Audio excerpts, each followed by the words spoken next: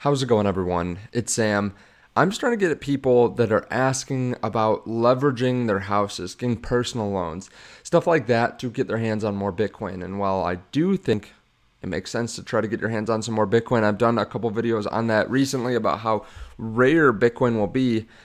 I want to walk through this. I want to talk through it, see if it makes sense. Now, before we start the video, if you don't mind, hit subscribe, turn on that bell notification underneath the video. Listen through to the end of the video because I think we'll probably be on the same page. It might calm down some newer investors, but if you disagree with me, let me know in the comment section. So let's get started. I should say too, if you've been looking at the treasure links underneath the video, I've been talking about how I give the best discount out there because I literally make no referral from it. Now, they just messaged me this week. I was giving all my referral to the discount, so you got 15% off. They just messaged me this morning saying, hey, we're going to give you referral, and we're also going to have a sale. Apparently, every year they do a big Black Week, Black Week they're calling it this week, but instead of Black Friday, they're doing a full week starting next week.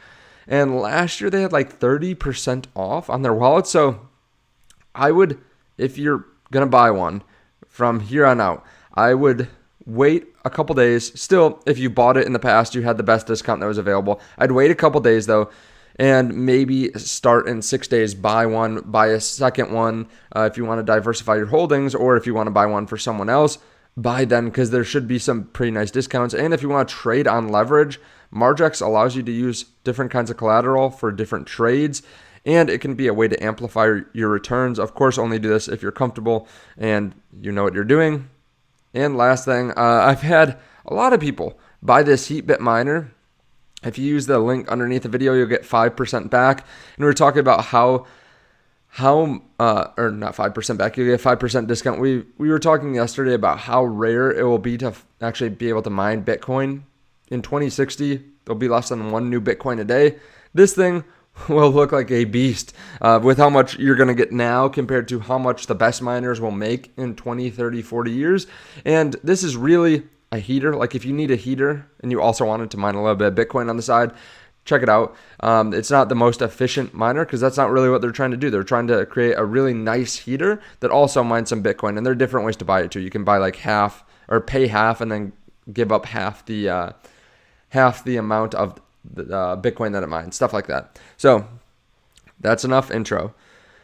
The market is pulling back a little bit here today, but I think some people are taking this as actually a time to maybe buy a little bit more. I mean, this isn't much of a pullback. We're $1,000 off the recent high. Looks like some is just flowing into Ethereum at this point.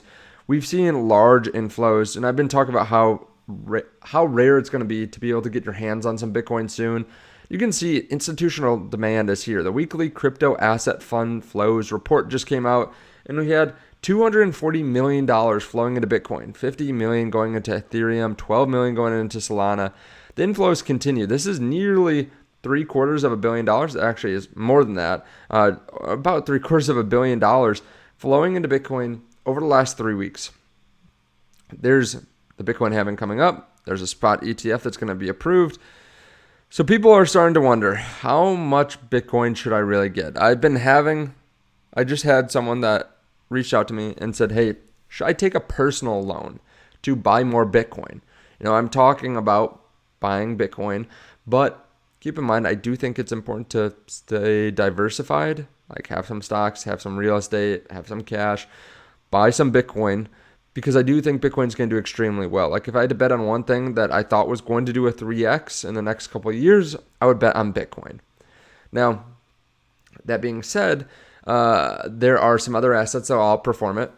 Some different cryptos that will do better than it because people will go more risk on. But Bitcoin still will do extremely well. And someone, like I said, just reached out and said, hey, I know Bitcoin's going to skyrocket here soon. Should I take a personal loan? And while we have had certain people like Michael Saylor in the past talk about that, this is actually a really famous clip. I'll play this for you. Now I'll give you my thoughts on whether you should go out and mortgage your house, take a personal loan. Let's play this. This is from a little while ago. It might demonetize my video, so I'll play it, but we'll hopefully not get demonetized for the music. Which one's the best crypto asset? Well, Bitcoin's the best crypto asset. Okay. What's the second best? There is no second best. There's no second best crypto asset. There's a crypto. Of course, it is edited heavily. Asset is called Bitcoin, right? Right? There's no second best, okay? But take all your money, buy Bitcoin. Then take all your time, figure out how to borrow more money to buy more Bitcoin. Then take all your time and figure out what you can sell to buy Bitcoin. And if you absolutely love the thing that you don't want to sell it, go mortgage your house and buy Bitcoin with it. And if you've got a business that you love because your family works for the business, it's in your family for 37 years, and you can't bear to sell it, mortgage it, finance it, and convert the proceeds into the hardest money on earth, which is Bitcoin. So people see that, they get super excited. They want to do something similar, right? Michael Saylor said that during the last bull run, a lot of people actually did go leverage their Bitcoin. A lot of people weren't really smart about it, though. They put it on some exchange where it could be taken away. They didn't withdraw it when there were fears of an exchange going down. And then a lot of them lost it. That's something you have to realize, that in a perfect world, you would never lose your Bitcoin. At least you yourself wouldn't. Other people might, but you wouldn't. But when you go out and leverage and you send it to your wallet, or you put it on an exchange, there's some risk there. Maybe it's a 0.5% risk, maybe it's a 0.1% risk, maybe it's a 5% risk, just depending on your own personal skills and attention to detail, that you could lose it. So that's something to consider, right? Also, you have to consider that you have to pay interest on that. Michael Saylor recently talked with Altcoin Daily during a slightly longer video. And I won't play this, but they asked basically, hey, would you still leverage your house?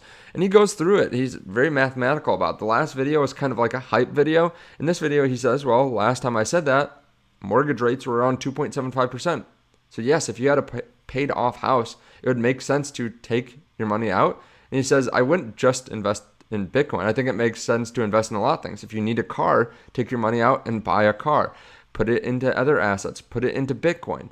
He thinks that makes sense. At 2.75%, that's a pretty low interest rate. So if you can afford the payments, it would make sense.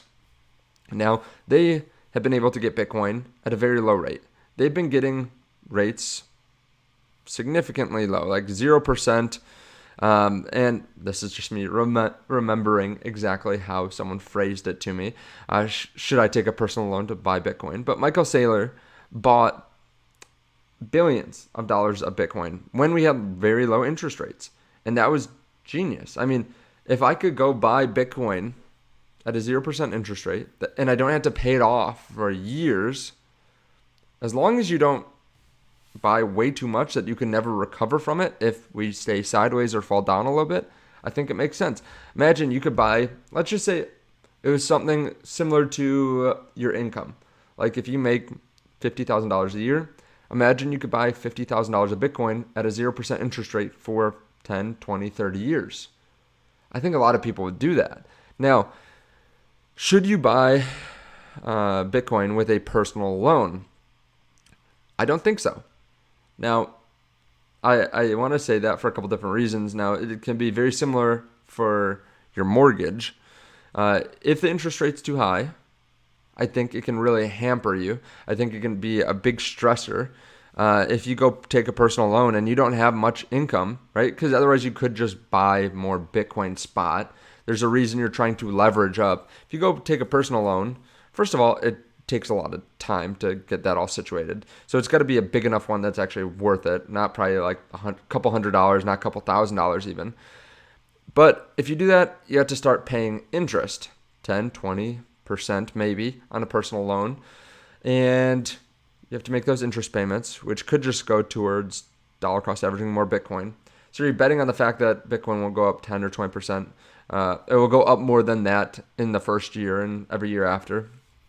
Also, if Bitcoin goes sideways or goes down, let's say, and you're paying off this interest, are you going to be able to take that mentally? Are you going to be able to watch the price go down while knowing that you could actually have bought more Bitcoin if you had just waited?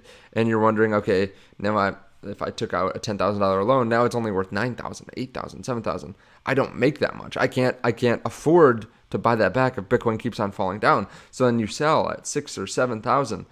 and you paid interest, you lost money, you have to pay back the loan, and then you're also sitting out of Bitcoin. It can be too much for a lot of people. So same thing with your mortgage. If you can't handle that mentally, and interest rates have climbed up, right? We're at 7-8% interest rates on a 30-year mortgage. I don't think it makes sense. Honestly, I think that it can destroy you mentally. Now, is it still the right mathematical move based on history? Yeah. If you had gone out and leveraged your home, if you could just withstand the payments for 4 or 5 years, you would come out way ahead, no matter where you look in the past. But I don't know if it's right for everyone. If you're someone that can handle that kind of volatility and you have a good income and you have other assets that you could sell, maybe. But it limits your flexibility, right? It limits how you are able to invest from here on out, what you're able to do, that kind of thing. So keep that in mind. Now, if Bitcoin's price falls down, it makes more sense. There's a better risk to reward ratio. So if all of a sudden we go down to $20,000 Bitcoin, maybe then you're considering taking out a loan. If that happens and interest rates keep on coming up because maybe the Fed doesn't actually flip, maybe they're like, okay, inflation's going up too much still, we still have to hike more. So that's the reason, well, then you're going to have to pay more on the loan, which is worse. So you get better buying in price, but it's worse. So those are the two things you kind of have to look at all the time. Now, there are other assets that you might want to buy on leverage or buy with loans. For example, you might want to buy a house, right? You need some place to stay. If you can get it at the right rate, you're essentially leveraging yourself. You're paying it off over time. You're paying an interest rate. But I do think that's different because you see the value of the asset and it's tangible. It's not like Bitcoin where if you're just buying it for an investment, you don't really care. You don't really care if a house value goes down if you're living in it and you plan on living there for a very long time. It doesn't really matter that much. But if Bitcoin's price goes down and you have a loan on it, well, it does matter for a lot of people. So keep that in mind. I'm not saying to go out and leverage heavily when you're talking about personal loans. Now, I think it's a little bit different if you're using something like Margex. Again, this isn't right for everyone, but something like this, you can put in, let's say you have a $10,000 portfolio, right? You could put in $50 or $20 or something like that. And you can trade, and that's all you can lose. You don't have to pay any kind of interest. Now, there are like funding fees and small fees to set up the trade and stuff like that. But that's more calculated. That's a short time frame. I think you can tell exactly how much you're going to lose, and it should be a small amount if you play it right versus your portfolio. And there's still a lot of upside that you can make too, compared to something like a personal loan where there's a lot of setup time, and you're probably leveraging too much there. Like this, you can leverage 100x, but you can use small amounts of money. It would be like taking out a personal loan on Bitcoin for $50 or $30 or something like that. And you can only lose that amount and you don't have to pay any interest.